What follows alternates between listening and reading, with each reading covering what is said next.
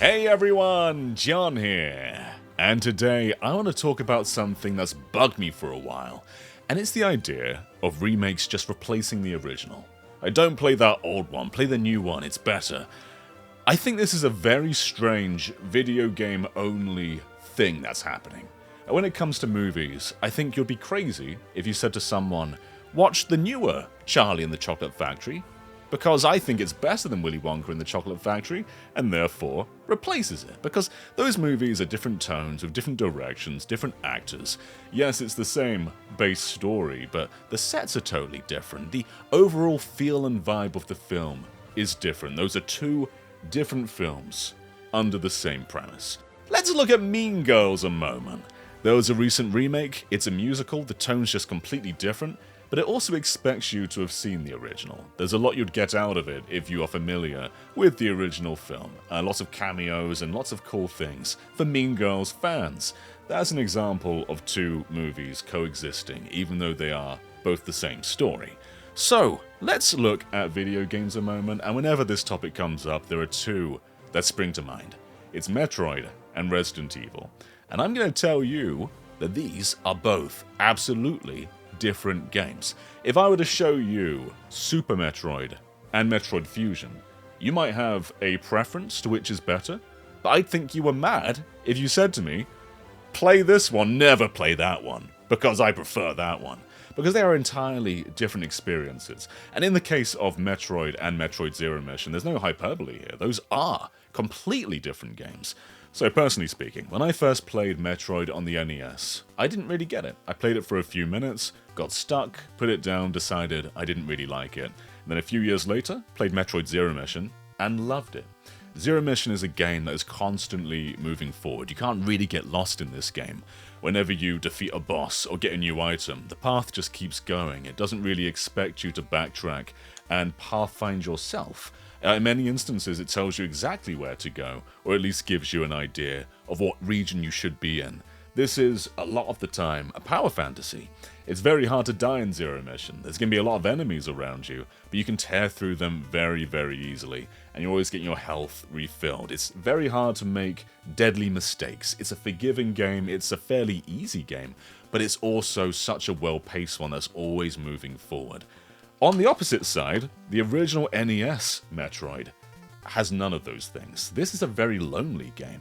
You're never told where to go, and as a first-time player that can be quite intimidating, because Samus starts with 30 pieces of health, she has a very short beam, she feels weak, she can't hit the enemies that are crawling on the floor. It's not the best first impression, but if you stick with it for just a little bit, I think you will grow to really like the NES version of Metroid, because before long you're going to be getting your missiles, you're going to be getting the long beam, you're going to be starting to feel more powerful as it goes on, and wayfinding is a huge part of this one. So to its fault, there are areas in Metroid NES that look extremely similar. Some rooms are just copy and pastes of each other, and so the wayfinding isn't as great as it could be, but it's also the most open Metroid has ever been. So the two core objectives of Metroid 1 are to defeat Kraid and Ridley, and then defeat Mother Brain. And in Zero Mission, you are led on a very linear path to first destroy Kraid, then destroy Ridley, then destroy Mother Brain. There's no real tight narrative with the original NES Metroid though. You're in this world, you're sort of left there, and you can go for Ridley first, you can go for Kraid first, but you've got to stumble upon them yourselves, but the order of which you defeat them is completely unlinear. And I'd say, the core difficulty path is to first take down Kraid because he's just generally easier, and then take down Ridley because the area is a bit more tough. But also if you go for Ridley first, then you get the screw attack. So there's definitely benefits for going either way, which makes this incredibly replayable. And once you've played one playthrough of Metroid NES, I think you're going to start to appreciate your follow-up playthroughs even more, because you'll start to memorize all those more cryptic bits and it becomes second nature. And to this day, Metroid NES is my favorite one to replay in the entire series, just because it's so concise, so gameplay oriented, so player controlled, in a way that no other game in the series really is. But is that to say that regardless of criteria, that I prefer the NES game over the GBA remake? No, not really. I am in agreement that this is probably the better game. But I view them as two completely separate games because their tone, what they achieve to do, and just how you play the games are completely different. See, Super Metroid is also themed in Planet Zebus, so you've basically got 3 Metroid games that take place on the same planet. And you might be thinking, well, Super Metroid goes entirely different places on the planet. It's not really just revisiting those areas again, right? And that's kind of the case here too.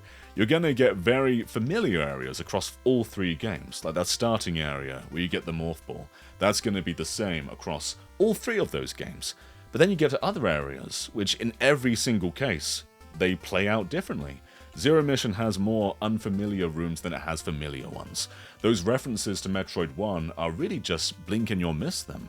Like going down that fake lava pit, that's in both of the games, but what's down there is entirely different. So you are getting 2 just different Metroid games. These aren't necessarily remakes, they're more retellings, reimaginings, and I struggle to see them as replacements. I think if you're a Metroid fan who just pretends this one doesn't exist, then you're missing out on a Metroid game. Not calling you a fake fan, just saying that you are missing out on a game in the series, and I think you should give it a go, because when you get past those limitations, I think there's something wonderful there. Now, let's also go on to Resident Evil. So we got the original PlayStation 1 game, and then the GameCube remake. This is quite often heralded as one of the best remakes of all time, and it is a wonderful game. It pushed the GameCube to its limits and still looks stunning today, and it really is one of the pinnacles of the survival horror genre. That being said, like Mean Girls, it expects you to have played the original. There's a lot of scares in here which play on your expectations, so you'll find very familiar rooms with familiar puzzles, and when that scare is meant to happen, or there's meant to be nothing at all, that's when this flips the book.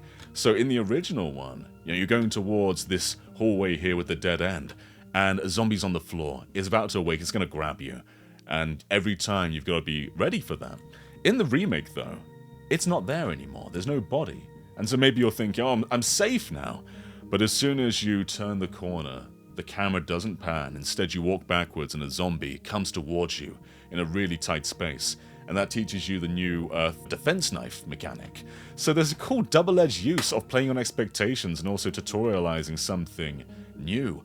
And it does it all the time. There's so many instances in this remake where it expects your love of the original to shine through. Like when you empty the bathtub, you usually just get a key. This time there's a zombie taking a bath. You've got to quickly grab that key because you know it's in there, but you don't want to get hit by the zombie. Or this area here, where you know that a zombie dog is going to break through this window, and the game knows it's going to happen. It knows that you expect it to happen. The camera angle pulls to the window, and yet nothing happens. But you keep walking forward. You think you're safe because the scare didn't happen. And all of a sudden, in the next room, crash! Here come the zombie dogs. They have been unleashed. They are happening now. It is such a good way to play on your expectations. But even beyond that, Resident Evil Remake is just a different game. It takes place in the mansion, but the way you progress through the game isn't the same at all. If you're a seasoned Resident Evil 1 player, you are going to spend the first 20 minutes not knowing what to do, because the doors you usually go for are locked now. You've got to go an entirely different path through the mansion, and sometimes you go to a location that you expect to be familiar, but it isn't, and it adds totally new rooms which intertwine with all the old ones. And not only is the progression different, not only are some rooms different, not only is the core vibe different, because this one takes itself a bit more seriously rather than going for that B-movie vibe, but the atmosphere is very different too. I'd say the remake goes for very traditional horror, and it's extremely successful at it. I love this part here, where the zombie shadow casts onto the other side of the rooms. You're not really sure where they are until they come into view, which is fantastic use of horror. Whereas the original is very liminal. Things feel empty in an eerie way, to the point where anything that isn't empty is suspicious. You're never quite sure what's going to jump out at you. And it's a different kind of feeling that just lingers throughout the entire game. So these might both be Resident Evil 1, but they are still 2 very different Resident Evil games. There have been other Resident Evils that take place in mansions or big houses, and I don't think they replace, the Spencer Mansion. They sit side by side, even if they heavily evoke that original Resident Evil feeling. This is Mean Girls 2004, this is Mean Girls 2024. Understand? I bet there's some freak out there being like, I've seen 2024 Mean Girls. No need to see the original, baby. I'm satisfied. You're a freak. Don't do that. I don't think I'm going to sway the conversation in any way, but this is something I felt for a very long time, specifically with these two games, and I think mostly with Metroid, because they're just so different. It bewilders my mind that this can be seen as a replacement when they go for entirely different objectives and goals and succeed in different ways. Like, this is a very successful action adventure. It still has that Metroid essence, it still feels like you're lost on a planet and picking your way through it. But this does it to a different degree. This is really about truly being lost and finding your way through and feeling accomplished for that, not having it sort of given to you. It's very much controlled by the player. And that can put people off, especially with some of the limitations this one had. But when you look past them and when you can conquer them, I think you can really come to appreciate Metroid NES for what it is, which is a fantastic game. Anyway, thank you so much for watching, and let me know how you feel. Do you feel I'm just crazy? Do you feel like I'm just some crazy guy shouting at you to play games that you think are inferior to the one that you've already played? Because if that's the case, I think every game you're going to play is probably inferior to another game, right? It's like, let's say Pokemon Legends Z is about to come out. Do you know what's going to be better than Pokemon Legends Z? Puyo Puyo Fever. There's no chance that Pokemon Legends ZA is better than Puyo Puyo Fever. 0% chance. And that sounds nutty to say because they're totally different games. That's what the point I'm trying to make. Different things. Maybe one's worse, maybe one's better. It doesn't matter because they're different experiences and you can feel things for different things. Okay, thank you for watching and I'll catch you next time. Bye-bye, everyone.